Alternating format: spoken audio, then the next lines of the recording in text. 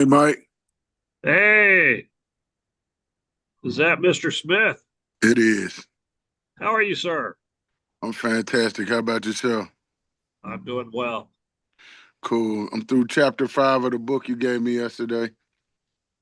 Ah, cool. Start reading it this morning.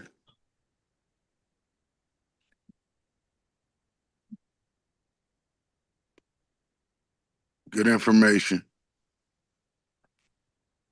So I'm streaming this live and I was getting some feedback. You all hear me? Yeah. Yeah. Yeah. Okay.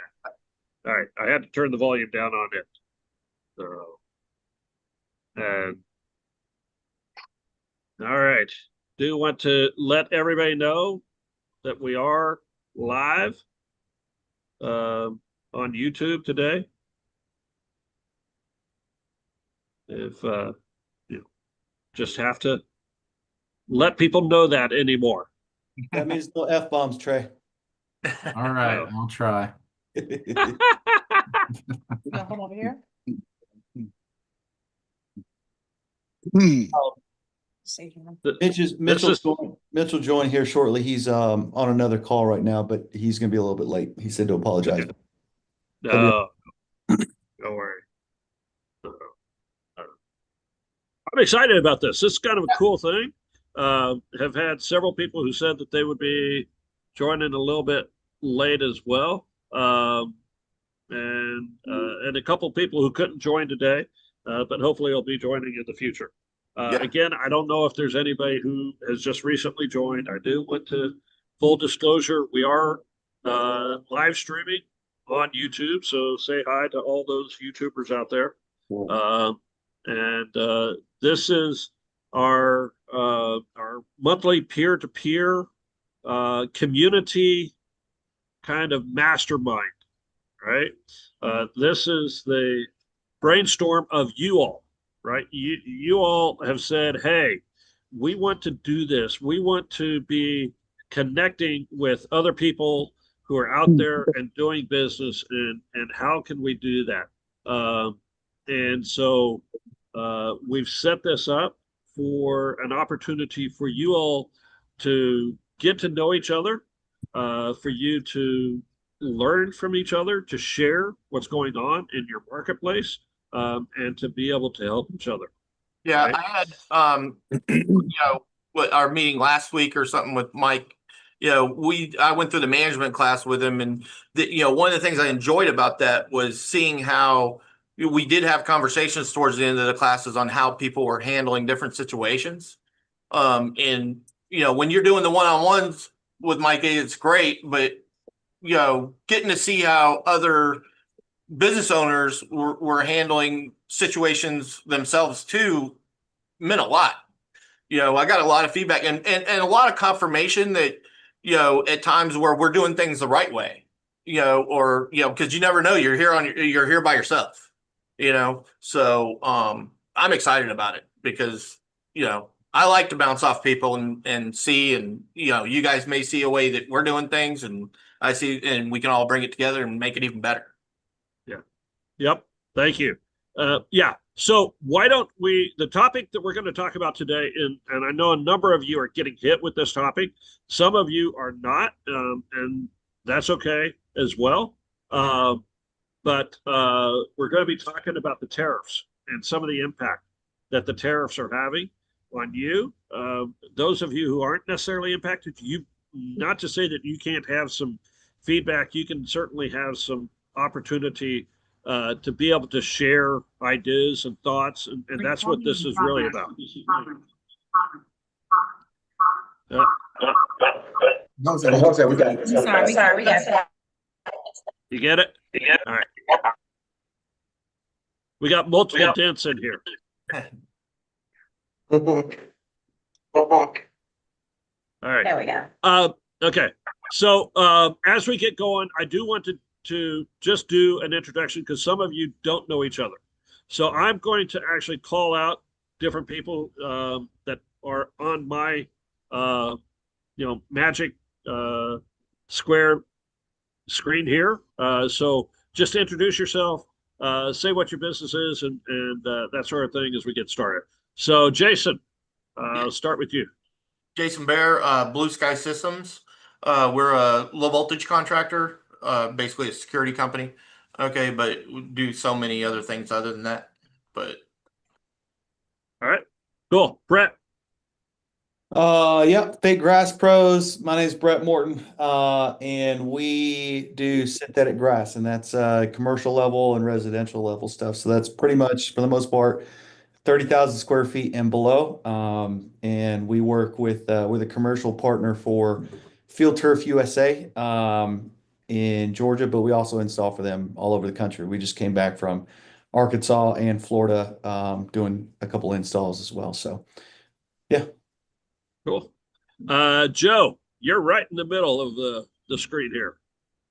Right. Joe Yee, I have a independent advisory firm for wealth management and mainly work with small business owners in my role.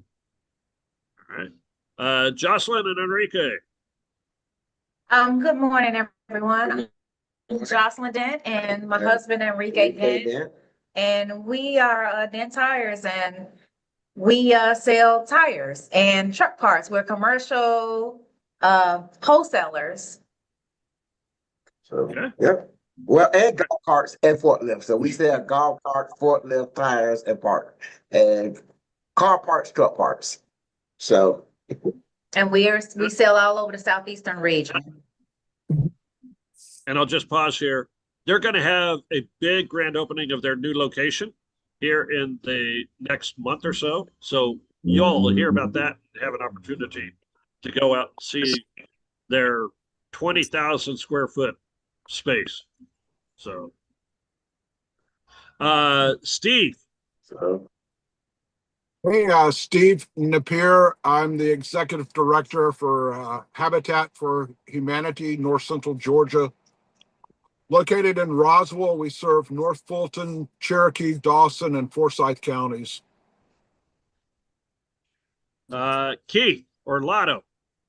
Yeah, how you doing, guys? My name is Keith Smith, better known to my friends as Lotto, affectionately as Lotto. I own Triple OG brand, which is a clothing line. Triple OG is an acronym. OOOG stands for the Omnipotent Opportunities of God.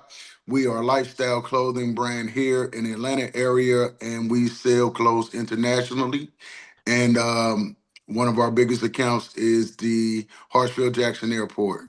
So I'm just here to get better, man. Trey. Let's see if my camera will work. It keeps shutting off on me because my internet connection.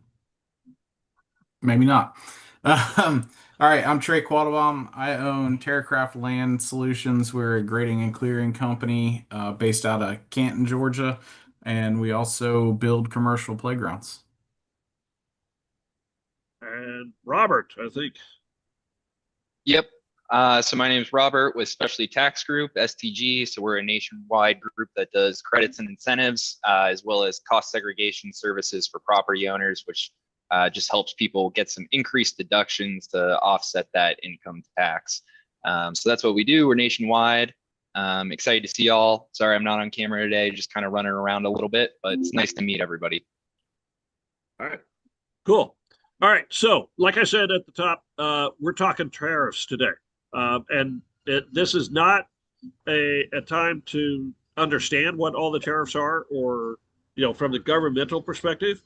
This is how tariffs are impacting us, right? And so maybe by a show of hands or some signification here, who has been impacted by the tariffs in one way or another, either from your distributors or you going and buying stuff? All right. So we got several that are impacted by tariffs. So Enrique, what is it doing in the tire industry now? well, as you know, like we discussed this extensively, we get a lot of our tires from Malaysia and from Thailand. So the our partner across he has 5 factories, and my shipping costs went up. There was a situation where I had 5 containers. I think about 250, $300 worth of tires that I, procured. But when it got here, they wanted me to add an extra $50,000 in shipping. Now we had already negotiated pricing. Everything was, done properly. But when it got here, they added $50,000 that I did not account for. And some of those tires was already sold. So you can't go back to a customer and says, oh, well, because of tariff, I need to add $40 on the tire to make up the difference. There's a problem here. So, Yeah. it's, trying to navigate tariffs. Some regions are 50%, 40%, 10%. Like my next container, I got it coming from Turkey because there's only 10% tariff on it. But I have to stop getting it from Malaysia because it's 50% tariffs over there. Yeah. Yeah. All right. And Jason, how's it impacting you? Yeah, we've got notifications from all of our distributors and manufacturers. I actually buy direct from multiple manufacturers, and one of them is LiftMaster. And one thing that they do is they add the tariff on it. They're not adding tariffs, which is weird. But they're not adding tariffs to their full like gate operators and full products, but the parts. Okay, I just had to order a part that was normally $1,500, and then when I put it in a cart, there's a $420 tariff on it. Okay, and with that, I had already sold it to quoted it to the customer on Friday, and literally once I seen that and they kicked it back to me, I came back. I had to go back to the customer and say, and I did a screenshot of it online to show them, hey, it's $420 in tariffs. It says tariff 420. I apologize, but I didn't add on enough to even cover for that. So having to go back to Enrique said, you don't want to go back to the customer and say that, but in certain situations, I can't. You can't lose money on the business. So I've had to go back on that, and then all of our parts are significantly increased in price. So at that point, anytime I have to quote anything out, I have to go reference it to make sure that that's what's today's cost on it, before going back. So it's adding even more time to the quoting processes. And Steve, I think you said you'd been impacted. Yeah. We don't know the amount just yet because a lot of our projects, well, the houses that we're building, we've just at the final stage. So our next round of houses that we build, we anticipate that lumber will cost more because it's what I've read in the industry is that, some of this timber surprisingly comes from Canada as well. Yeah. So, yeah. And yeah. All right. Did I miss anybody who's getting hit by tariff stuff? Lotto, how's it doing for you? If you're doing well, I'm listening to you guys. The impact on me is not as much. So I have distributors here in the States that I purchase a lot of my materials from. The worst thing that I've seen is the prices have increased significantly, right? To me. So I gotta pass that on to my customers. That's one thing. And I do a lot of wholesaling too. So that kind of messes me up in that area. So that's a hit that I'm taking. And then, it's just a little more scarce than it was before. Products are not readily available. So a lot of people are getting their shipments late, right? Like it was supposed to be here and 3 months later, it's still not here. Situations like that. So that's what I'm running into as far as the tariffs are concerned. I had hey, Mike. Go ahead. Go ahead, Enrique. Steve. Yeah.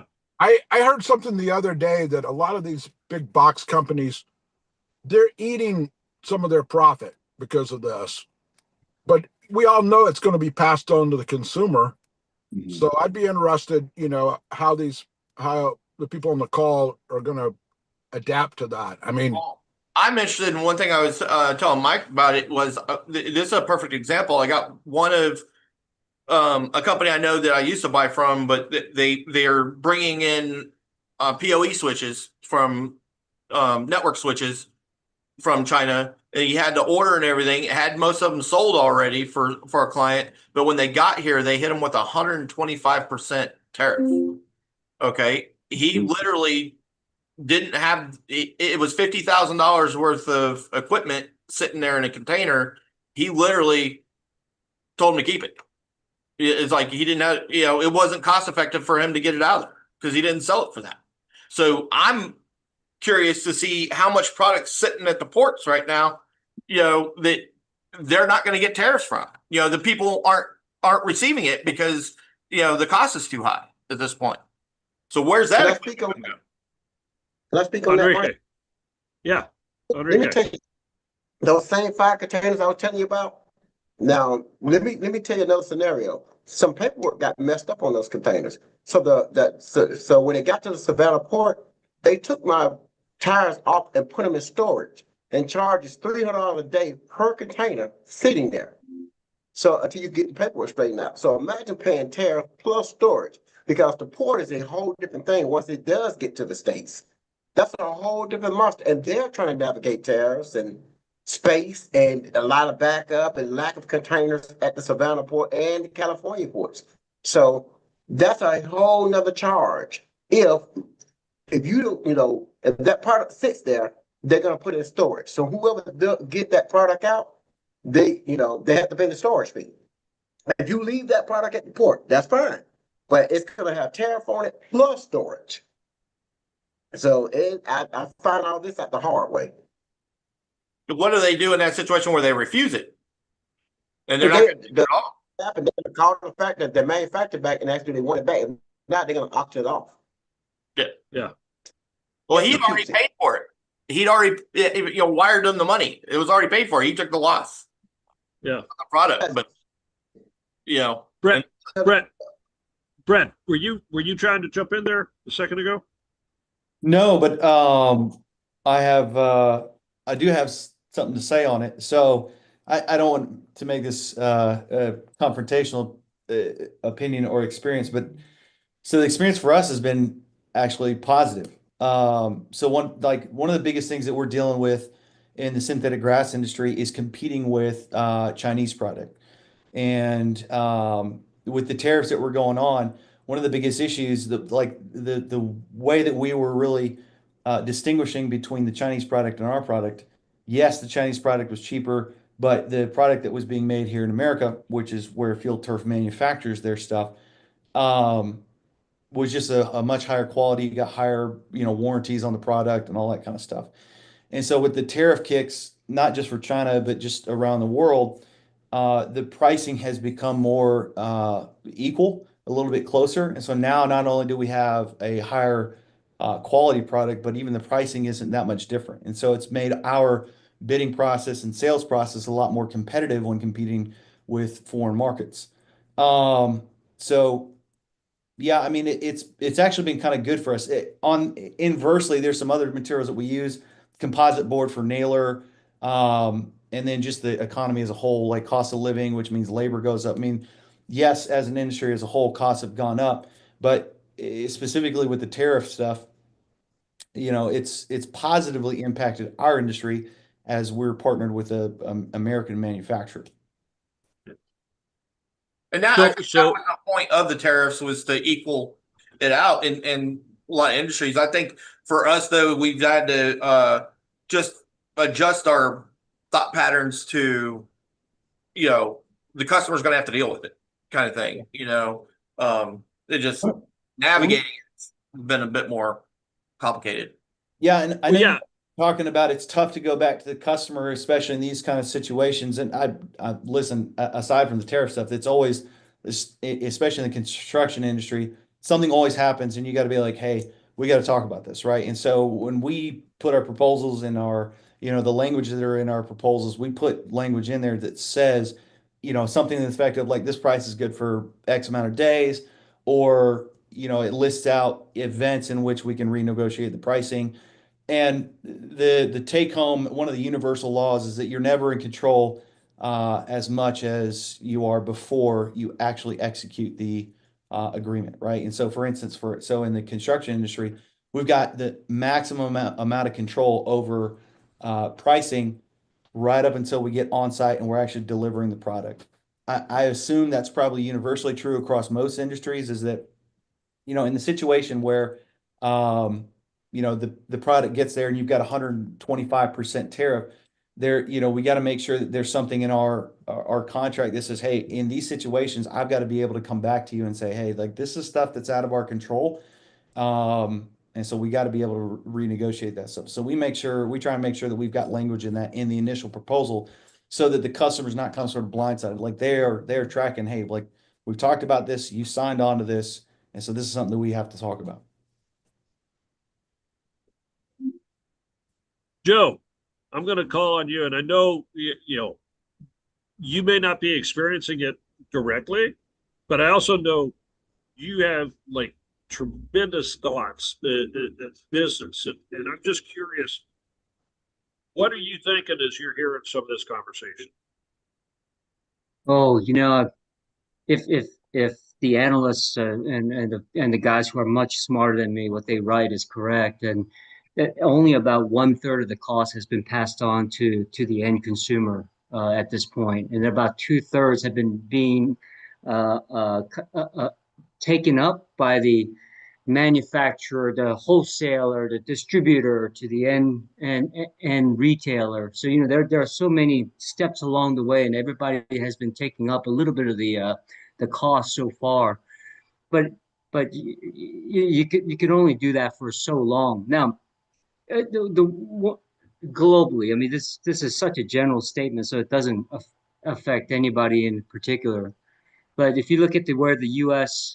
The corporations are, we're at the highest profit ever in our history. We have the highest profit margin ever in history by a long shot. Not like 1 or 2%. Like, we're 10% above normal on profit margins corporately nationwide. So what that means is these tariff costs, we may as an economy, as a wide economy, we might be able to deal with this a little bit of price fluctuations to get into a new environment. In that we've got an incredibly strong and healthy economy to do that. Obviously, that is not talking about any one business or one person, but from an overall economy, when we're at highest profit margin, highest profits, and highest, remember, the stock market is also hitting its new peaks. That means they got a lot of capital that they can deploy. So these are all really positive for the U.S. economy to take on this adjustment. Yeah, great insight. Thank you for that. I think about that is a lot of that profit is in the big corporate, right? And when it gets down to us who are the SMBs right here, we don't often carry as big a profit margin. And so I think that's where, we're feeling the impact a lot more than some of those larger entities, right? I think it would be, I know that it's fluctuated and been variable on things too, because they're going to do the tariffs, they're not going to do the tariffs, they're going to do the tariffs, they're not going to do the tariffs. And that unknowing also is one of those things, like just that order I was telling you about where he refused it. The tariffs weren't in place when he placed the order. It wasn't until it's on the ship and on its way over here and he gets it here, then it hit, it's those unknown factors at this point. I think if we knew what those were going to be indefinitely, then I don't think we could adjust for it. Especially as a small business, it's just a matter of getting everything stabilized to know what we're doing. Mark, can I say Enrique, this? yeah. I'll say this. What I did, as a wholesaler, our margin is only 15 to 18% as a wholesaler. We operate like a BJ or Sam's, club. So what we had to do was add another layer to our business. So of course, like for retail, because you can make 38 to 40% profit on retail, but we don't really sell to the public. So, we decided to go purchase expand our business and go get a diesel repair shop so we can, sell tires and brakes and oil changes and, engine work and make more profit that way. But on the wholesale side, I mean, I think it just is what it is. Like you said, the unknowns, the variables on this side, because the margins are too thin at 15 to 18%. That's just not a lot there.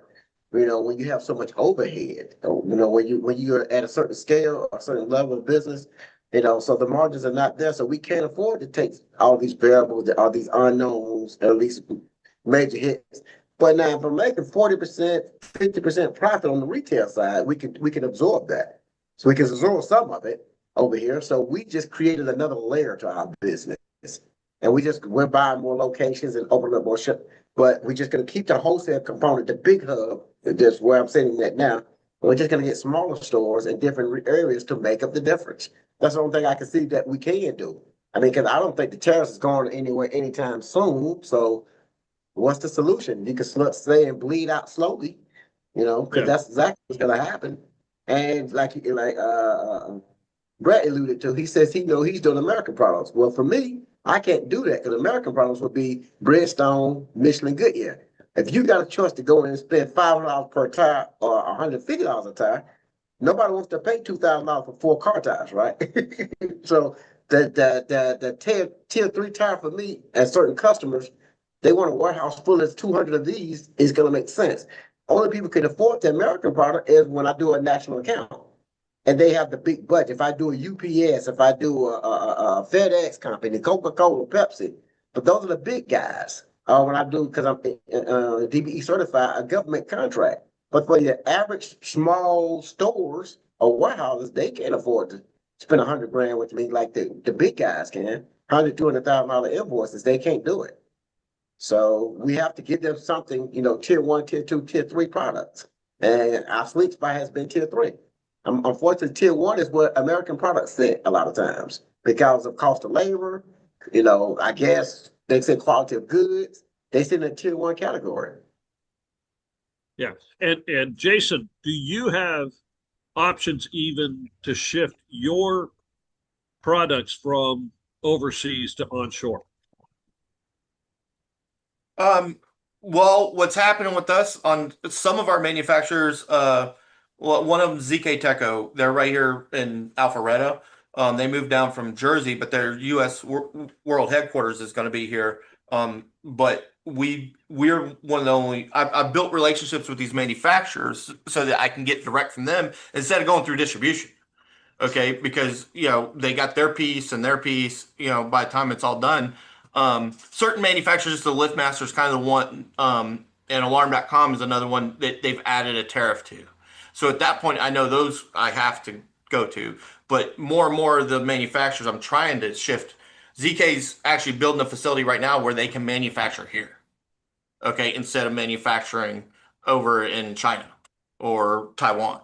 So one of the things for me, because certain products are, believe it or not, because of the tariffs and certain products, I've been getting through distribution points and they've been significantly higher because of that, because I didn't want to stock. I'm actually going to be ordering from China because even with the 125%, it's significantly lower than, so a product, just for instance, a card reader that you see on the wall here, for a standard one, I'm going to pay $80 to $110 for it. Okay. I sell it for $169 to $259, depending upon the cost. All right. For that product. But from China, that same exact product I can get for $5. Even with the 125%, I'm sitting at $12, and selling it for the 169 to 259, because it's just, I'm taking out the middleman on all that. So I've had to actually take more thought patterns into it also in those aspects, because as they're doing their markups and things, we're having to find other ways to buy. I think that's what it is with the tariffs, we're having to find other ways. So whether it's US based at that point or, even the US based though, manufacturing, they're going to have to get those components a lot of times still from out of country. So those costs are going to go up. even on theirs, because of the building materials they're going to have to use to make that product. Because it's not all going to be able to be done here. Especially, I know, like, one of the things is resins, Brett. For that product. I know those resin factories and stuff are all in China. Yeah, we also do rubber surfacing from time to time as well, and our bonding material, both for the rubber and also for the turf, has gone up for sure. Yeah. Right, because it's still made in other countries. So Yeah. we're all just having to navigate it. It's just I was just curious to see how everybody else was shifting their business to compensate for all of that. And to that point, go ahead. I was going to say, I will say, even with some of our price increases, as Joe was talking about earlier, even with some of our price increases, like it's a little more limited for us, as Jason was talking about. For us, it's just the bonding material, but those price increases factor into how we do the proposals. And so, yeah, so our product to the end user is a little bit more expensive. But what I'm finding is that I'm also getting less resistance from customers on price points as it increases, because our industry or the economy as a whole is a little bit stronger and the purchasing power has become stronger. Yeah. And so even though, yeah, sure, we're selling it at a higher cost marginally, we're getting less resistance from the end user to say yes to those price points. In some aspects with us, it is a positive, because I can take where we had to compete before on certain pricing of products. Now it's I can kind of name my price, because everybody is aware that the government did go out and say, we're issuing tariffs. We're issuing tariffs. Not anybody knows where those tariffs are or how much they are. Like I said, when they were issuing those tariffs, I was sitting here thinking, oh, okay, they're going to go to 25, 35%. Okay. Not 125, 135%. And, if people, when you hear the government, oh, they're going to have a 50% tariff.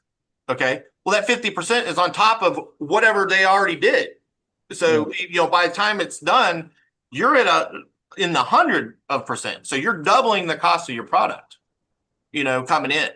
So, but, like I said, the government did at least announce it, put it out there, so the end user and consumers now are aware it's going to be a more expensive situation.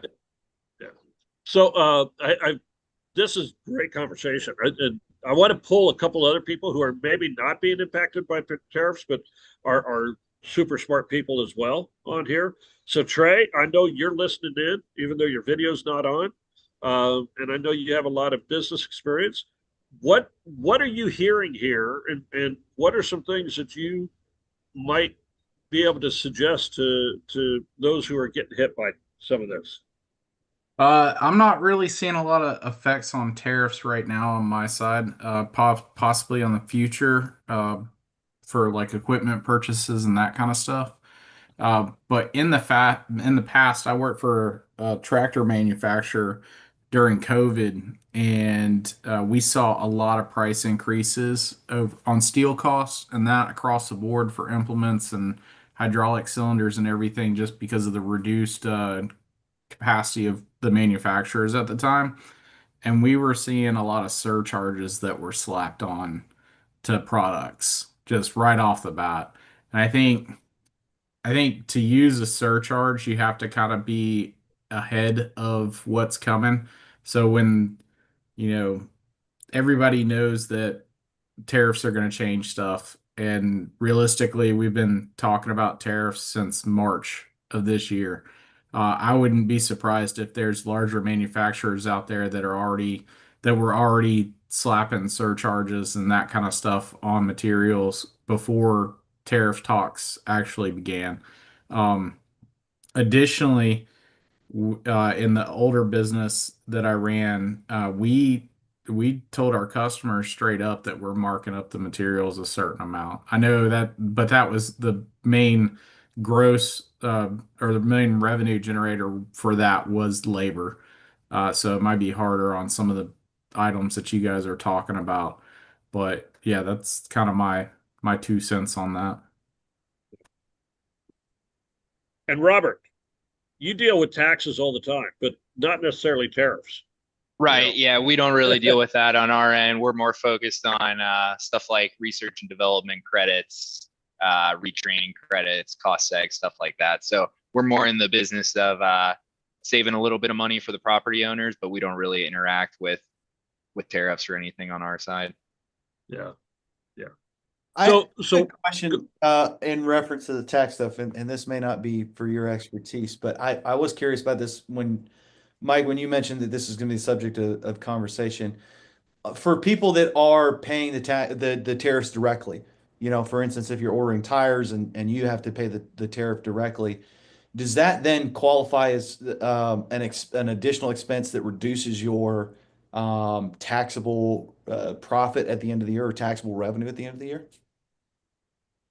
That is a good question. Unfortunately, I'm not a CPA. We deal more with the specialty credits and things. So I wish I could give you a good answer, but I don't think I can accurately give you something good. Sorry about that. It's all good. It's curiosity. I was thinking the same thing, actually. Now that, because most of the time the tariffs are directly billed to the customer. Right. In majority of the situations, I'm sure that, Enrique, are you having to pay those tariffs directly, or is that? What from the factories, because I don't have a middleman, it's just factory to me. They just add that into the price of my product. Oh, okay. And that's what they've been doing. So they just add it to the cost, add it to the cost of the product. So it's just part of the cost of goods sold. Yeah. Yes, but when it comes to taxes and finances, Mrs. Dennis, the guru, she's the one with all the degrees and Lean Sigmas and green belts and yellow belts. Not me. I'm just a salesman. So if you guys want to know about finance, this is the woman that knows everything about money, finance, taxes. So if it wasn't for her, I have to lean on her. I just whisper to her, "Do you know what?" I just say a lot. So. But she would be able to answer any question when it comes to those taxes or tariffs. Is there any kind of write-offs at the end of the year? Do you know, Mr. Stant? Not to do some research on it, just to get more information. Yeah. But Michael, I do want to add this. One other thing that the tariff has done, though, I guess as you Brett alluded to, because of the economy and everybody knows that things are getting a little more expensive.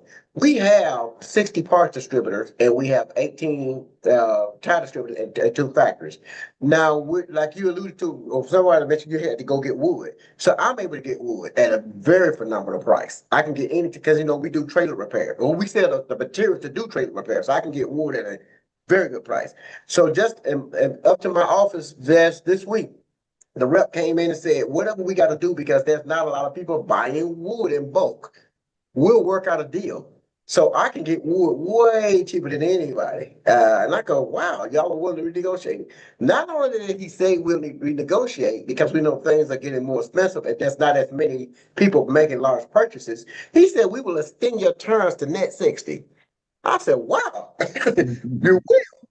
That is even better. So I had net 30. He extended the net 60 and said, let's raise your credit limit on the wood. I've had multiple distributors do that for us already now too. We went out another 3 days and they're like, oh, more. So we have seen that. That's a problem because of terror. I didn't even have to fight for it. It happened. And I said, wow, this is phenomenal.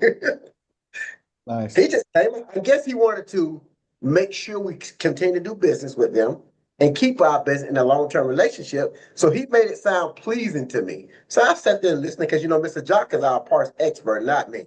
We just own the company. So I'm listening, and everything I kept hearing, I'm thinking to myself, like, this all sounds very good, but I'm not going to show any emotion. I'm not going to tell you that. I'm liking net 60. I love that. I love to hear that. Hey, Mike, I'm thinking are getting ready to wholesale lumber. well, I'm thinking, the Habitat may need to. Yeah, I need that contact. we can build more homes for people, Yeah. So yeah. So I got a question, Mike, to the group. So we're a little bit different. I'm a nonprofit. Our bread and butter is corporate sponsorships, sponsorships from, big businesses and small business, and a lot of those are repeat, thankfully. But how are tariffs gonna impact your bottom line?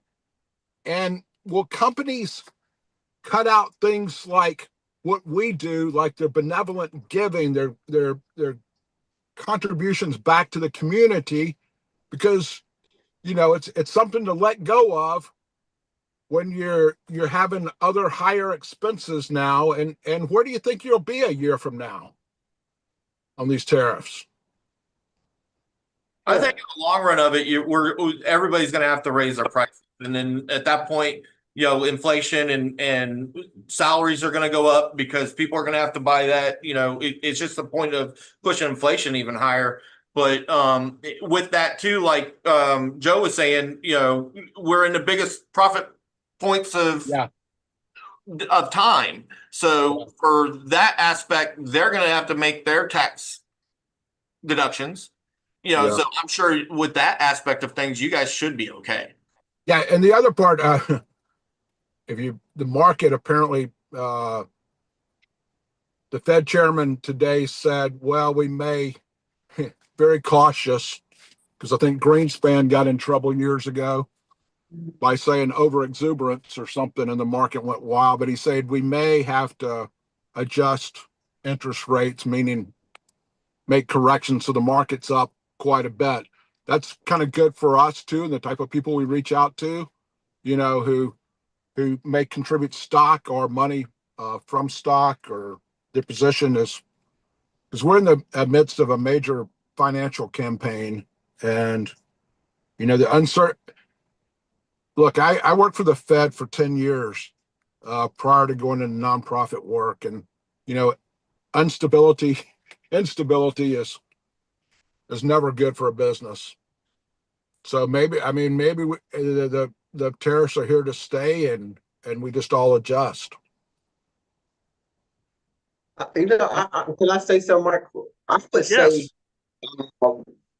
let's say some of these large corporations are allocating 5% to nonprofit.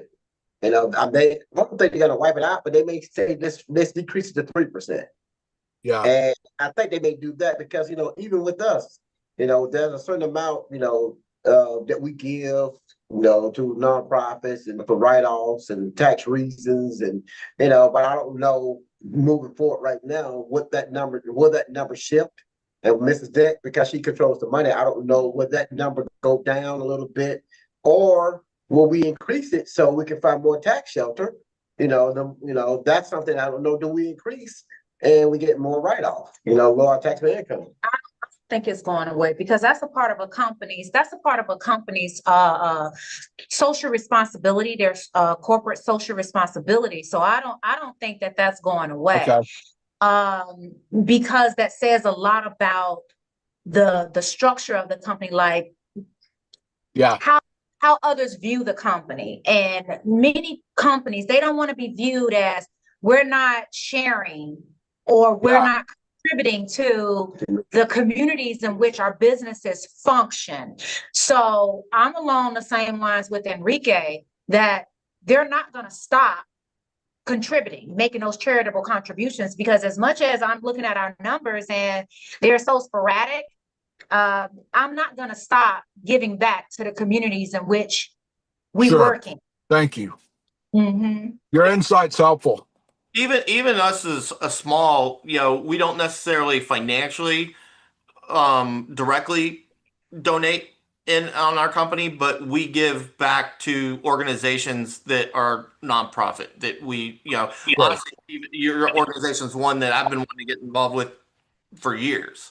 So we may get with you and dedicate, a couple days a month where we pay our guys to go and do that work. Okay. So things like that. And we have, a couple of nonprofits where, we don't charge them for the labor. We have to charge for the parts, but we don't charge them for the labor for the guys to be there. So and remind me what your industry is and what you're doing again. Company. But my guys are all very handy. so they can do anything. You know, Okay. we have to we also do automated gates. We manufacture, we weld and manufacture Okay. Okay. and things like that. So there's, like I said, just dedicating that time to what's needed. Yeah. Exactly. And absolutely. And if I can piggyback off of you, Jason, Steve, just to let you know that I actually was a huge member of Habitat for Humanity back during my collegiate days, but that's something that I want to bring back because we may not be able to give financially, but it's the sweat equity. It's us giving our time, help, having hands on deck, boots on the ground, and just working and getting it done so these families can have a safe roof over their heads. This is that. Soon as you Okay. said that, I'd love to talk to each of you. See, this is what's good about this group. Yeah. That's where I was telling Mike, I'm like, even this getting back and knowing what each of us do and all that, it's going to build that group to the point of we know who to go to if something's going on,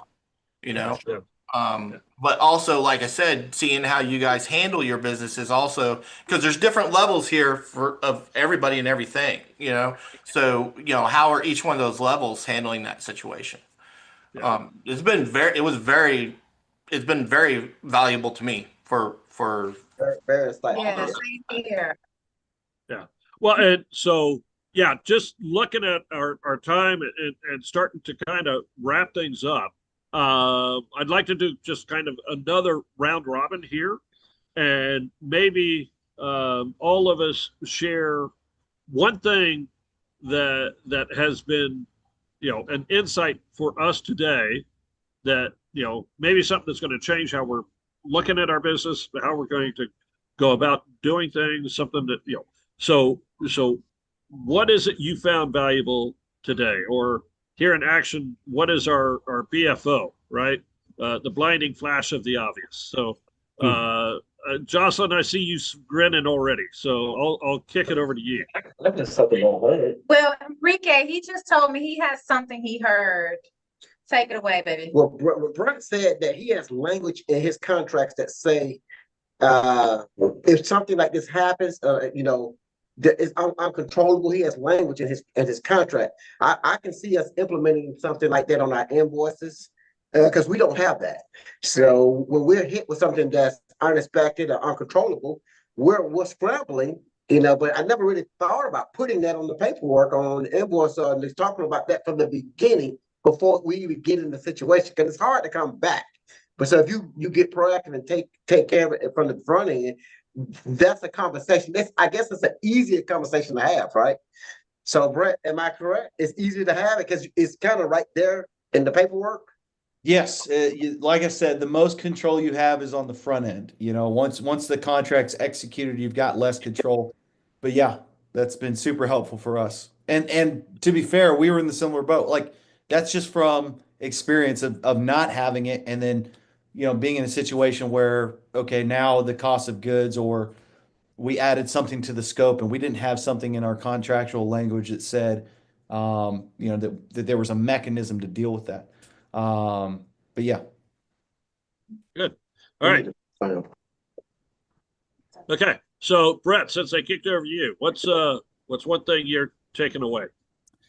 Not necessarily something that was said outright, but it was something, a product of the meeting, that it's another example of problems can create opportunities. Jason was sharing about this, in the middle of this tariff issue, one of the stories about somebody is like, I'm just not going to accept delivery, right? And so the answer to that was like, for these products that are sitting in port, now they're getting auctioned off. There's an opportunity, a market out there to now go to the ports across America, find the product you're looking for, and start bidding or on auctioned off product that's going to be a lot cheaper. So I of course haven't unpacked it, but I thought that was kind of super cool idea to find out if there's mechanisms to begin bidding on products that are stuck in the port because of these tariffs. Yeah, good. Lotto. Yeah, so two things. I was listening to Joseph, and he was talking about the tariffs are here to stay. He believes the tariffs are here to stay. So he said it may be a good thing. Just give it some time and make the proper adjustments. And that's something to always keep in mind when we come up against anything in business. It's happening, not just happening to you. It just may be happening for you. So that's what I'm getting from Joseph. And then Mrs. Dent, she said something about us having to have a social responsibility as business owners, and I think that's very important. And sometimes that may get away from us, but we do have an obligation to be socially responsible. So I just wanted to thank you for that input. Absolutely. Both of you guys, yeah. So Jocelyn, did you have anything as a BFO yourself? Maybe we need to volunteer with Steve, and we need to have all hands on deck. It's a very I love volunteerism. I love helping others. I'm a natural helper. So yeah, Steve, you let us know, and maybe Okay. we can. Maybe each one of these companies, because look, we have to. Our model's kind of pay to play, but maybe we could get each one of these kind of companies to contribute, and each one of us get out there part of this team and work together. Part of this call. Yeah, I mean, Right. we go out That's and what I volunteer got to out help. of it. We can get out there, volunteer to help build, and go with the team, and we can all get T-shirts made up that says Mike's Minions. Yeah, Yeah. right. Oh, Right. all right. Yeah. I'm going to mute Brett now, and then Steve, what's something you're taking Well, away? I think we just got to. I mean, this is the obvious, but you got to manage against all different conditions, right? You got to control what you can control, and what you can't control, you got to try to do your best to navigate through that. I mean, Yep. Absolutely. Trey. Yeah, I kind of don't have to deal with tariffs right now since most of my stuff is labor basics. I do probably see some price increasing, but that's going to be more on materials like concrete and equipment. So I'm just kind of keeping my eye on the market for that as a whole to be proactive along with that. So, but it was nice to meet everybody and see some old faces that I've worked with in the past. Yep. Cool. Mitch, you kind of snuck in and you haven't said anything here, but what's an insight you've had? I did sneak in. Sorry for being late. No, just everybody has issues. Everybody's got to deal with stuff, but it's how we deal with it as business owners, as we've already attested to, is most important. And to have a group like this to come together, express what we're dealing with, and lean on each other for, that's the biggest thing. Community is the biggest thing because we are all in this together. And yeah, that's my biggest takeaway. I'm just a sponge taking it all in. So, but Sounds good.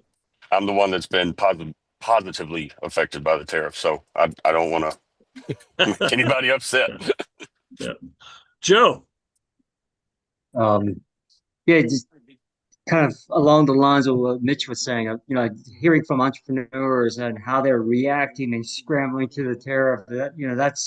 That's what entrepreneurism is all about, right? And I see that in action with you guys, and I can't tell you how positive that is. That I take away from that, and whether it hurts your business temporarily or it helps your business. I think Steve can back me up on this with his Fed background.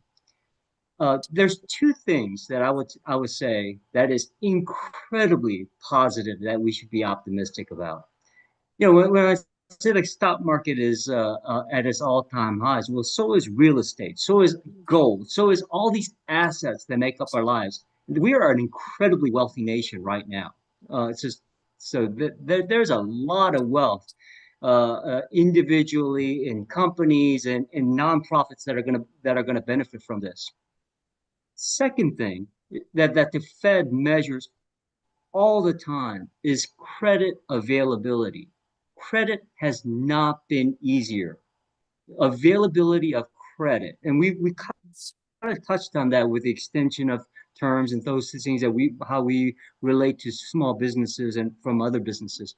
But overall in the economy, the credit availability is extremely easy, and it's going to get easier because, just like what Steve was saying, the Fed is going to start reducing interest rates, and they had kind of announced that this morning, and that just makes credit easier.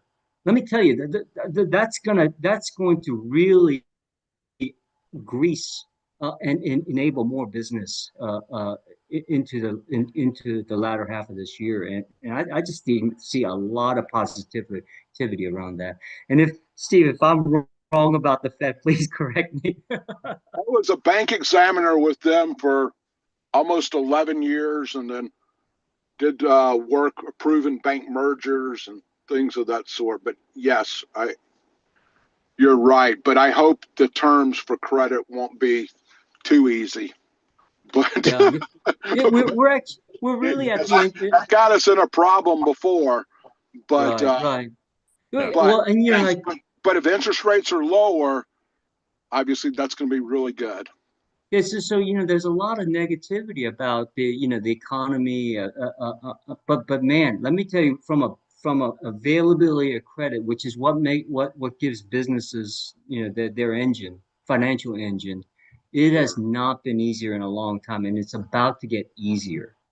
And let me tell you, man, that whoa, that good things are going to happen. Like, demand's going to be really strained because of tariffs. I completely understand that. So I would minimize how that can hurt demand. But the financial engines that support businesses is strong and about to get stronger.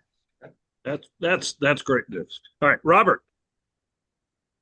Yeah, so similar to Trey, I don't really deal with tariffs too much day to day, but as somebody who deals every day with business operators and owners, it was definitely great to get some insight on how that's been impacting everybody, and just to learn a little bit more, kind of put a little bit more knowledge to what's going on in the world. So I appreciate the conversation. And Jason, I started with you, so you get to get the last word in here. No problem.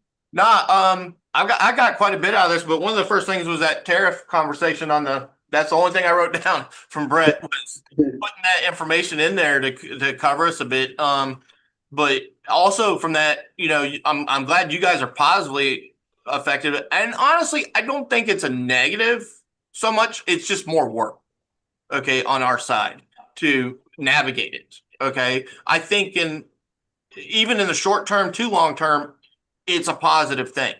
It's a positive thing for our economy, not being ripped off by other countries, paying down some of our debt, from that coming in. But also it enables us to look at other avenues to buy the product to where we may not have done before, but also at that point to increase our profit, because as the cost of products go up, that percentage goes up, our profit goes up, so we're not necessarily, I don't see too much. I see some of it being absorbed, but not ultimately it's getting passed on. And the government knew that was going to happen. So it's just, it almost feels like an extension of COVID when everything skyrocketed and, because of availability, but it comes back to economics, as far as, if there's a higher need for the product, lower price, it kind of back and forth. So, it's just this is honestly, I'm looking back at high school going through it. Now this is a real life situation of, oh, okay, this is what they meant. And it's just, I feel like in the last 5 years, it's just because of the situation our world's gone through.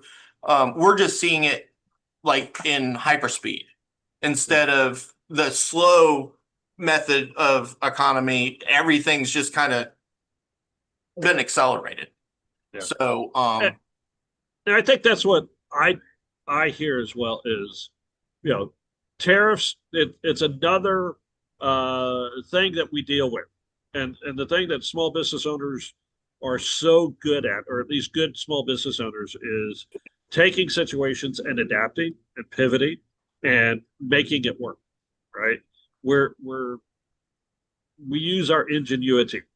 We figure things out. We don't rest on other people going and figuring things out for us. We figure out, okay, what do we need to do? How do we need to adapt?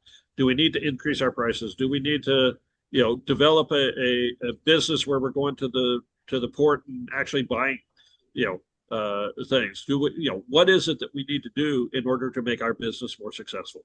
And that's what I hear from you guys, which is absolutely incredible. This has been awesome.